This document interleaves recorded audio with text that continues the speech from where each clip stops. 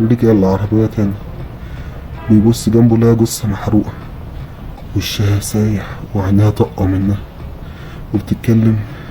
حاول ترجع، ارجع يا سيف، يا طارق، انا خلاص اتحبست هنا. سيف طبعا بقى مسعور وعمال يصرخ وبقى مرعوب. نزل من العربية تاني، وأول ما بص ورا لقى إن العربية مفيهاش أي حاجة. قال جاهز كل دي تهيؤات من الخوف. أنا هركب العربية تاني وأقعد أمشي بيها، جايز ألاقي الطريق اللي أنا دخلت منه.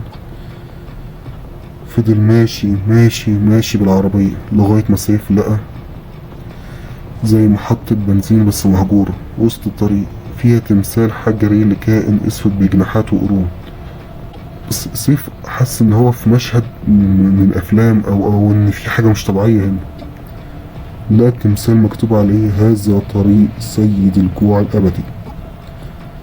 فضل يدور في البنزينة دي لغاية ما اكتشف إن هي مش بنزينة ولا حاجة، هو في مكان شبه معبد.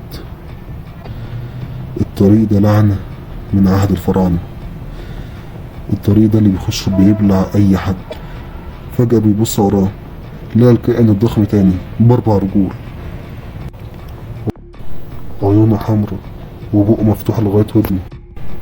سيف قعد يصرخ وجرب عربيته بأقصى سرعة، لكن على طول العربية عطلت وتحول المسكين لضحية زي باقي ضحايا الطريق اللي كان